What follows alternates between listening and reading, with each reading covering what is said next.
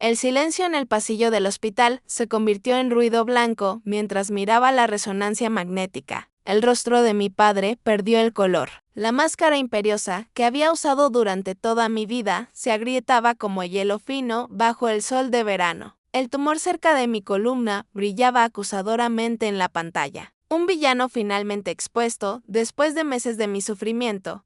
Esto debería haberse detectado hace meses, dijo la draga guerrera, con su voz interrumpiendo el momento. Su hija no ha estado fingiendo nada. Señor Garza, ha estado sufriendo un dolor insoportable debido a un tumor espinal agresivo. La boca de papá se abrió y se cerró, pero no salió ningún sonido. Su mirada se posó en el moretón que se desvanecía en mi mejilla, el mismo que su mano había dejado allí esa mañana cuando me golpeó por fingir mi dolor otra vez. El poderoso Ricardo Garza, que construyó imperios y destruyó carreras con una sola llamada telefónica. Parecía completamente destruido por 5 palabras: tumor, agresivo, meses, sufrimiento. Hija, mi nombre es Sofía.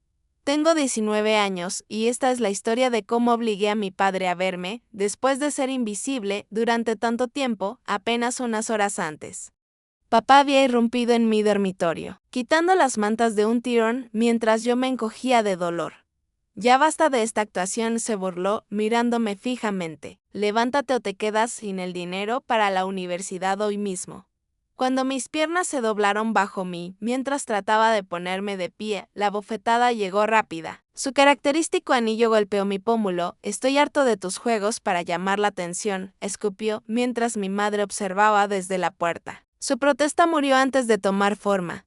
3 médicos anteriores me habían realizado pruebas básicas, todos influenciados por la imponente presencia de mi padre y su insistencia en que yo estaba manipulando a todos. Cada vez me habían recetado medicamentos para la ansiedad o sugerido terapia, mientras el tumor crecía y el dolor se intensificaba, pero esta vez fue diferente. Esta vez lo desafié directamente. Si estás tan seguro de que estoy fingiendo, llévame a hacer una resonancia magnética ahora mismo. Si no encuentran nada, no volveré a quejarme nunca más. El viaje al hospital había sido silencioso, salvo por mis jadeos ahogados cada vez que pasábamos por un bache. Los nudillos de papá se pusieron blancos alrededor del volante, su mandíbula se tensó con una rabia familiar. Había memorizado ese perfil, las duras líneas de la decepción que se hacían más profundas cada vez que no lograba alcanzar sus estándares imposibles. En urgencias, su autoridad funcionó inicialmente como siempre. El primer médico ya estaba buscando una receta para la ansiedad cuando entró la doctora Herrera, una neuróloga que no conocía a mi padre y, lo que es más importante, no estaba impresionada por él ahora. Cuando la realidad se estrellaba contra la narrativa cuidadosamente construida por mi padre, vi algo que nunca había presenciado antes, a Ricardo Garza temblando. Pero solo tiene 19 años, susurró, con la voz repentinamente baja. Necesita cirugía inmediata, continuó la drag Herrera. Lo detectamos antes de que se produjera un daño permanente, pero por poco.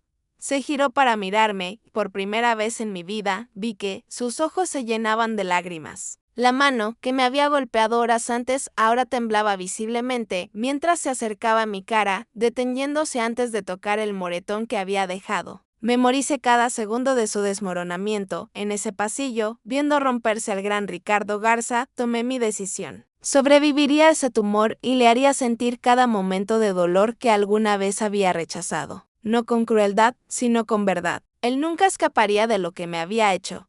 Mi padre, que había basado su vida en el control y la autoridad, parecía encogerse con cada hora que pasaba.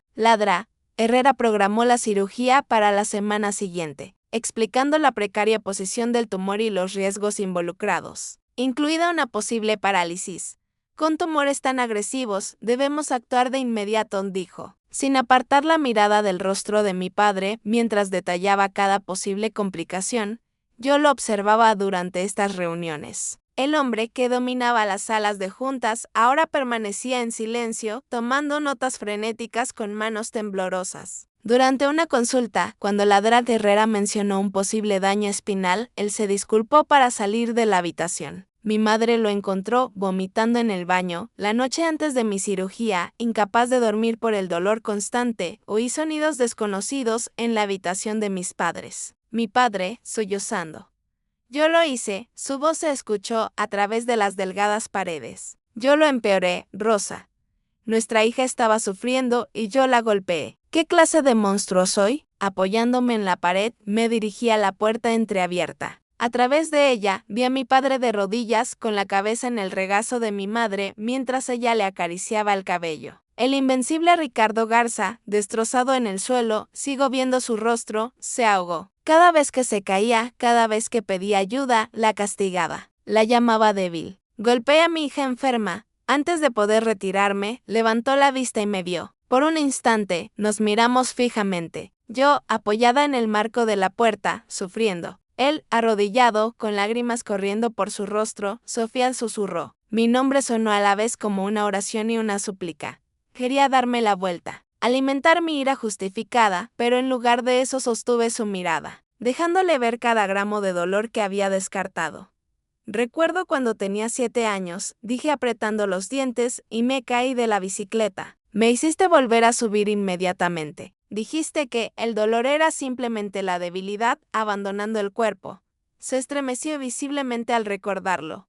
Me enseñaste que mostrar dolor significaba que te estaba fallando un continuo, con la voz firme, a pesar de la agonía que me recorría. Así que cuando esto empezó, traté con todas mis fuerzas de ocultarlo. Quizás si hubiera hablado antes. Norm me interrumpió con la voz quebrada. No te atrevas a culparte. Esto es culpa mía. Todo se arrodilló ante mí. Con las manos moviéndose con incertidumbre, estaba tan concentrado en hacerte fuerte que me convertí en tu mayor debilidad. Mi madre me rodeó los hombros con un brazo y, por primera vez en meses, me apoyé en su consuelo. Tengo miedo, admití, algo que nunca me hubiera atrevido a decir antes.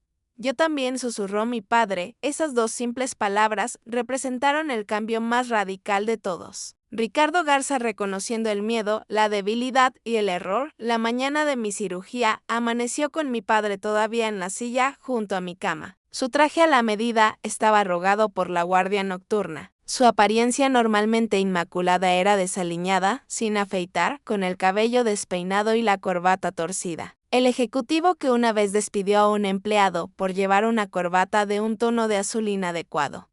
Parecía completamente deshecho. Mientras las enfermeras me preparaban para la cirugía, él rondaba cerca, siguiendo cada gesto, cada mueca que cruzaba mi cara. Cuando la drag Herrera llegó para explicar el procedimiento una última vez, hizo preguntas con esa voz humilde y desconocida.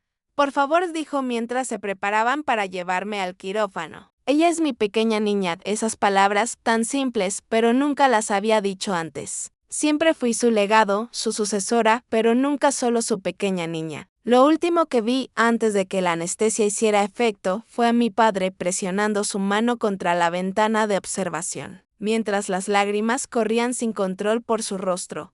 Más tarde me enteré de que, durante las 8 horas que duró la cirugía, mi padre nunca salió de la sala de espera. Su asistente llamó para una reunión de emergencia de la junta directiva. Él le dijo que cediera su puesto a otra persona. Mi madre me contó cada detalle durante mi recuperación, sabiendo que querría entender exactamente lo que sucedió mientras estaba inconsciente. Mi hija está en cirugía, dijo él. Por mí, la empresa puede incendiarse hasta los cimientos. Cuando ladrá. Herrera salió, con el rostro cansado pero sonriente, anunció, lo sacamos todo. El tumor ha desaparecido y no hay señales de parálisis. Mi padre, el hombre que se enorgullecía de su perfecta compostura, cayó de rodillas allí mismo, en la sala de espera del hospital, mientras sus sollozos resonaban por los pasillos estériles. La recuperación fue lenta y dolorosa, pero diferente a la anterior. Cada mueca no era respondida con acusaciones de debilidad, sino con una suave preocupación. Mi padre aprendió de las enfermeras a ayudarme a caminar, a administrar la medicación y a asistirme con los ejercicios de fisioterapia. 2 semanas después de la cirugía, mientras me ayudaba pacientemente con los dolorosos ejercicios de rehabilitación, le hice la pregunta que había estado rondando en mi mente. ¿Por qué fue necesario esto? Señalé mi cicatriz quirúrgica, porque tuve que casi morir para que pudieras verme. Sus manos se detuvieron, por un momento. Pensé que podría desviar la pregunta. En cambio, se sentó a mi lado. Porque me convertí exactamente en lo que más temía, dijo lentamente. Mi padre nunca reconoció el dolor. Ni emocional ni físico. Cualquier signo de debilidad era recibido con desprecio. Juré que sería diferente, pero en cambio te convertiste en el terminé. Asintió con los ojos fijos en sus manos. Pensé que te estaba haciendo más fuerte. Solo te estaba enseñando a ocultar tu sufrimiento. Un mes después de la recuperación. Trajo una pequeña caja a mi habitación. He estado revisando cosas viejas, dijo, sentándose cuidadosamente al borde de mi cama. Dentro había fotografías que narraban mi infancia. Sacó una de mí, a los 6 años, intentando trepar a un árbol. Te caíste justo después de que tomaran esta foto. En lugar de consolarte. Te hice subirlo de nuevo. Pensé que te estaba enseñando resiliencia, su voz se quebró. Te estaba enseñando a ignorar tu propio dolor. Me mostró foto tras foto, cada una acompañada de un recuerdo y una disculpa. El hombre, que nunca había admitido su culpa, ahora reconocía cada error. Cada momento en que había elegido el orgullo sobre el amor. Renuncio como director ejecutivo, renunció, guardando las fotos. La junta puede encontrar a alguien más. Papá, no tienes que hacer eso. Sí. Lo hago, la interrumpió suavemente. He pasado toda tu vida eligiendo esa compañía en lugar de ti. Nunca más, con cada día de recuperación, lo veía luchar con su nueva realidad. El hombre, que tomaba decisiones que afectaban a Miles ahora, dudaba incluso antes de acomodar mis almohadas. Aterrorizado de causar más dolor. A veces, cuando no me había hecho daño, hacía una mueca deliberadamente, solo para ver el destello de culpa devastadora cruzar su rostro. Era mezquino, quizás cruel, pero después de años de que mi dolor pasara desapercibido, sentía una oscura satisfacción al verlo estremecerse ante cada mueca mía. Merecía sentir esta impotencia. Esta incapacidad para arreglar lo que había roto. 3 meses después de la cirugía, la drag guerrera me declaró libre del tumor. Las cicatrices físicas estaban sanando. Mi fuerza estaba volviendo, pero el panorama emocional se había transformado por completo. Mi padre asistía a terapia solo y conmigo. Aprendió a hablar de sus sentimientos en lugar de reprimirlos. A mostrar vulnerabilidad en lugar de exigir perfección. El hombre, que antes gobernaba a través del miedo, ahora sugería noches de juegos de mesa y cenas dominicales. 6 meses después del diagnóstico. Organizó una cena especial. Sentados a la mesa, yo ahora podía sentarme cómodamente. Mamá sonreía más de lo que la había visto en años. Papá, con ropa informal en lugar de su traje habitual. Levantó su copa, por las segundas oportunidades, dijo con voz ronca. Y por mi hija, quien me enseñó que la verdadera fuerza no consiste en no caer jamás, sino en tener el coraje de levantarse y la sabiduría para ayudar a otros cuando Ken, mirándolo ahora. Era difícil reconciliar a este hombre con el que me había abofeteado por mostrar debilidad. El tumor que amenazaba mi vida también había disuelto los muros tras los que habíamos vivido durante años, revelando a un padre que nunca supe que existía. Y por la sanación, añadí. Alzando mi propia copa, todo tipo de sanación. Sus ojos se encontraron con los míos, llenos de una nueva comprensión. El viaje no había terminado. Todavía había momentos en los que el antiguo Ricardo Garza afloraba. Cuando empezaba a ignorar las emociones, pero ahora podía simplemente tocar mi cicatriz quirúrgica y el recordatorio era suficiente para traerlo de vuelta. A veces, la venganza más devastadora no es hacer sufrir a alguien, es hacerle ver realmente el sufrimiento que ha causado. Mi padre pasará el resto de su vida sabiendo que golpeó a su hija moribunda y la llamó débil. Ningún castigo que pudiera idear sería más completo que el que él vive cada día. Y en ese conocimiento, finalmente encontré mi poder. Antes de que te vayas, aquí tienes un pequeño extra por quedarte. Si te encanta aprender y crecer como a mí, tienes que probar los audiolibros. Tengo un acuerdo exclusivo con Audible. Tu primer mes es completamente gratis. Eso te da acceso a más de 500,000 títulos, sin costo alguno para ti. Todos los detalles te esperan en la descripción. No te lo pierdas.